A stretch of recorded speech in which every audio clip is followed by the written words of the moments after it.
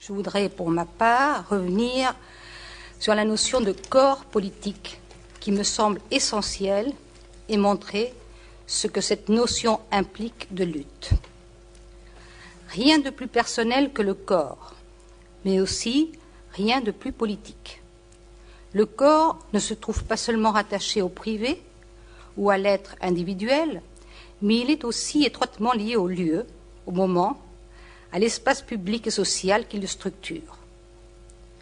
Sur le corps agissent aussi bien l'État que la communauté, la famille, la religion et ses résurgences fondamentalistes ou encore, bien sûr, le marché. Par conséquent, les corps des femmes et les diversités sexuelles sont au centre des projets autoritaires comme des projets démocratiques. Et parfois, la ligne qui sépare autoritaire de démocratique s'estompe quand il s'agit du corps des femmes.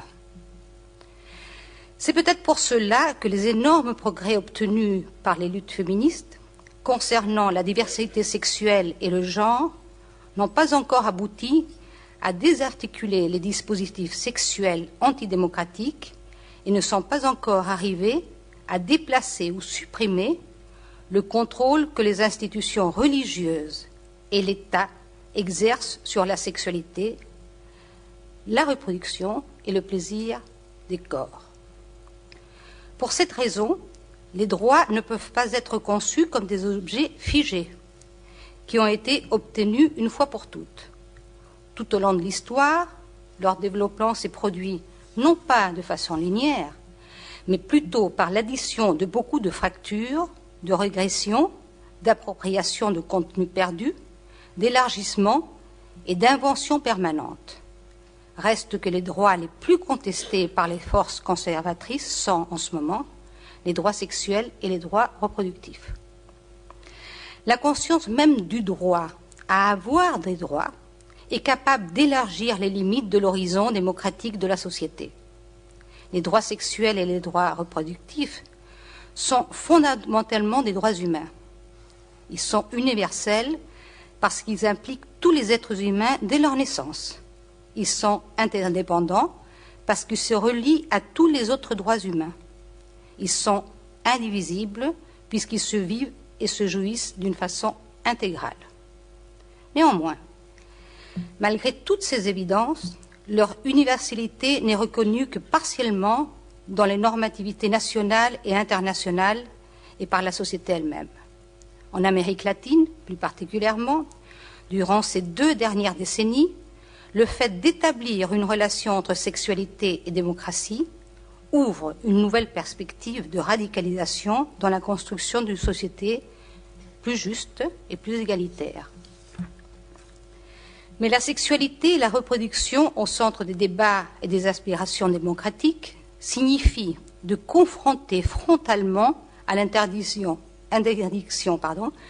qui, tout au long des siècles, a empêché leur expression et leur développement. Cette logique d'affrontement s'accentue quand elle croise d'autres discriminations d'ethnie, de race, d'âge, d'identité sexuelle non hégémonique, de culture et de religion. L'arme la plus utilisée pour contrôler la sexualité a été la surveillance de la capacité de reproduction des femmes, ce qu'on a réussi en ne séparant pas la sexualité de la reproduction et en refusant aux femmes l'autonomie nécessaire pour décider de leur propre corps. Le mariage et la famille sont des institutions qui, à travers l'histoire, ont perpétué cette logique de l'appropriation des corps. Mais la sexualité est aussi la force de transgression par excellence, et malgré les prohibitions culturelles, elle reste un terrain permanent de recherche, d'innovation et de résistance à la norme. Le corps n'est pas seulement la base matérielle et subjective de la domination et de la souffrance, mais aussi le support physique des pratiques de la liberté et de la démocratie. Le fait de revendiquer le corps dans sa dimension politique exige de nous la confrontation avec toutes les forces philosophiques, métaphysiques, religieuses ou scientifiques qui nient son existence. il exige aussi d'être reconnu comme l'endroit où j'habite ou comme sujet porteur des droits qui ne peuvent être exercés pleinement que dans un État laïque, dans une culture où règne à la fois justice économique et justice de genre. Le corps est devenu un champ pourvu de citoyenneté. Mais l'histoire du corps politique passe aussi par des dimensions tragiques quand il s'affronte à la soumission des corps par la terreur et la force brute. C'est ce qui se manifeste avec une horreur inconcevable à l'occasion des conflits armés, des guerres et des dictatures, quand le corps des femmes et de tous les sujets vulnérables à cause de leur identité et de leur expression de genre est vu et conçu comme un butin par toutes les factions. La séparation entre les églises et l'État est l'unique forme acceptable de fonctionnement des sociétés démocratiques.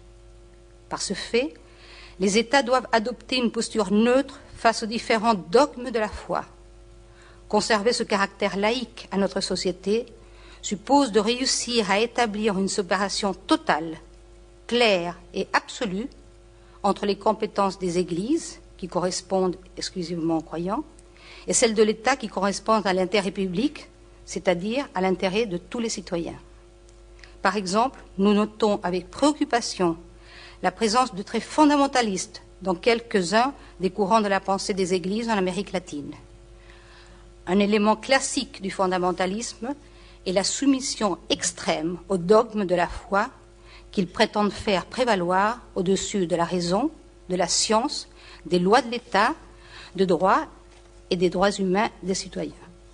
L'affirmation pleine et la défense des droits dans les champs de la sexualité et de la reproduction ne pourront se développer pleinement que dans des États laïques accompagnés de la justice économique, de la justice du genre et de ce que l'on peut nommer la justice sexuelle. Merci.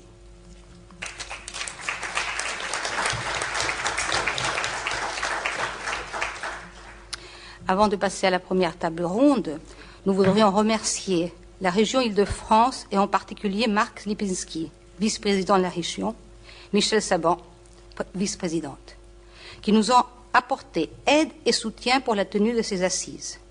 Nous remercions tout particulièrement Claudie Bodino pour son très précieux concours. Nos remerciements aussi vont à Christine Dileski, Christophe Libert et Zaki Benendelaziz. Nous sommes reconnaissants à tous les élus de la région qui ont bien voulu introduire ou présider une journée ou une table ronde. Par ailleurs, nous saluons le travail effectué par Sandrine Lévy et Ayoko Afanou de l'IEC. Et enfin, nos remerciements vont à Aurélie Damas, notre graphiste, et Patrick Bazin, le réalisateur de la version audiovisuelle de ces. Nous sommes très heureuses, Maïté Albagli et moi-même, d'introduire cette première séance des assises de l'IEC, consacrée donc aux sexualités. La sphère de la sexualité reste sans doute l'une de celles où les principes d'égalité s'instaurent le plus difficilement. Certes, en matière de sexualité, les comportements des femmes et des hommes tendent à se rapprocher. Certes, les attitudes sont devenues plus tolérantes à l'égard des orientations sexuelles, quelles qu'elles soient. Pourtant, l'égalité n'est pas encore la norme partagée. L'asymétrie persistante entre femmes et hommes est même la conclusion centrale à tirer des enquêtes les plus récentes sur la sexualité, dont celle menée par Nathalie Bajos et Michel Boson, ou encore par Michel Ferrand. L'objectif des Assises 2009 est triple. Il est d'abord d'identifier les domaines dans lesquels se manifestent inégalités et discriminations en matière de sexualité. Il est ensuite de débattre et de faire débattre avec le public ici présent. Il est enfin de penser les formes que pourraient prendre les actions et mobilisations pour l'égalité. Réfléchir, débattre, proposer, tel est le triple objectif des Assises de l'IEC. Cette année, les assises se déroulent en 4 lundis, échelonnés, donc, comme vous pouvez le voir sur les programmes, du 28 septembre au 19 octobre. 4 après-midi de débat donc, sont proposés, correspondant chacun à une grande question, Après la séance d'aujourd'hui consacrée aux droits reproductifs et sexuels, la séance du 6 octobre portera sur jeunesse et violences sexuelles. Pardon, Catherine? Au 5 octobre. Et qu'est-ce que j'ai dit? La séance du 5 octobre portera sur jeunesse et violences sexuelles, co-organisée par Catherine Louveau et Armel Andro. La troisième séance du 12 octobre sera consacrée aux représentations culturelles et artistiques des sexualités, co-organisée par Michel Bozon et Clara Dominguez. Et enfin, la quatrième et dernière, celle du 19 octobre, aura pour thème les orientations sexuelles, sous la direction de Nathalie Bajos et Anne-Marie Viossa. Notons que ces 3 prochaines séances auront lieu, non pas ici, à la région, mais à la résidence internationale de Paris, dans le 20e arrondissement, 44 rue Louis Lumière. Chacune des séances comprennent 2 tables rondes qui mêlent chercheurs et membres de la société civile et politique, et aussi du monde de la création. Le but est évidemment de permettre des échanges croisés entre ces divers interlocuteurs et interlocutrices. Il est ensuite de dialoguer avec le public pour faire surgir questionnements et propositions. 2 mots maintenant pour introduire cette première séance, donc intitulée « Droits sexuels et reproductifs, le privé est politique ». Citer ce slogan mobilisateur tellement scandé dans les années 70, le privé est politique, est ici l'occasion de faire un rappel historique. La conquête de la liberté reproductive a été un des grands acquis des féministes de la seconde vague, qui ont réussi à politiser une question considérée auparavant comme relevant du privé ou de l'intime. Les grands thèmes des revendications sont alors centrés sur le corps, contraception, avortement, sexualité, lutte contre le viol et les violences conjugales. Cette politisation du corporel va d'ailleurs renforcer le caractère identitaire du mouvement des femmes. Les combats pour les droits reproductifs sont les grandes luttes symboliques qui ont permis aux femmes non seulement d'arracher des droits nouveaux, mais aussi de participer à la construction d'une commune identité. Au début de la décennie 70, les actions féministes font appel à l'illégalité, voire au scandale, pour obtenir gain de cause. On peut rappeler que dans le Nouvel Observateur du 5 avril 1971, le manifeste des 343 femmes déclarant avoir avorté et réclamant l'accès libre à ce qu'on appelait alors les moyens anticonceptionnels, ainsi que l'avortement libre.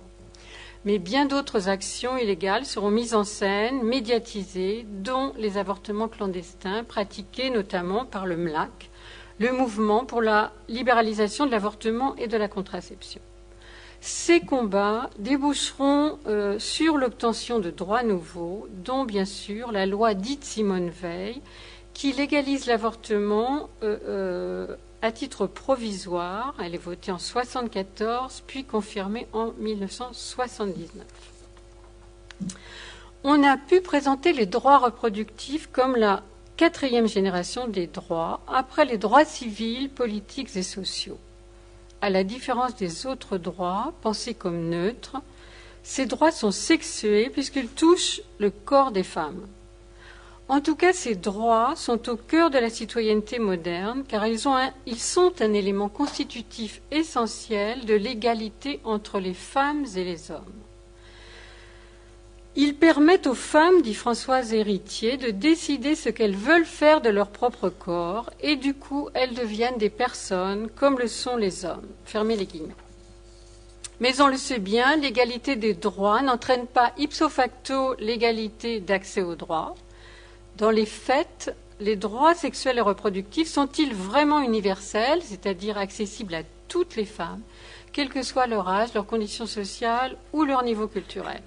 Sont-ils suffisamment garantis et protégés des menaces diverses qui portent atteinte à leur exercice, qu'il s'agisse de la rigueur budgétaire qui, en temps de crise économique, hypothèque parfois le non-remboursement de certains moyens contraceptifs, qu'il s'agisse encore du retour en force des idéologies intégristes? Comment remédier aux obstacles qui entraînent l'exercice des droits? Comment penser l'avenir? Faut-il envisager de nouveaux droits ou améliorer ceux existants? Enfin, ces droits doivent-ils être du seul ressort des États-nations ou bien doit-on attendre certaines directives de la part d'entités supranationales? On peut noter qu'une certaine volonté européenne existe déjà pour unifier la législation. En témoigne la résolution du Parlement européen du 3 juillet 2002 qui recommande aux États membres que l'avortement soit légalisé et accessible à toutes. Au-delà, ne faut-il pas souhaiter que soit votée sous une forme ou sous une autre la clause de l'européenne la plus favorisée, mise en avant par Gisèle Halimi, concrétisation d'une Europe du mieux légiférant qui harmoniserait par le haut?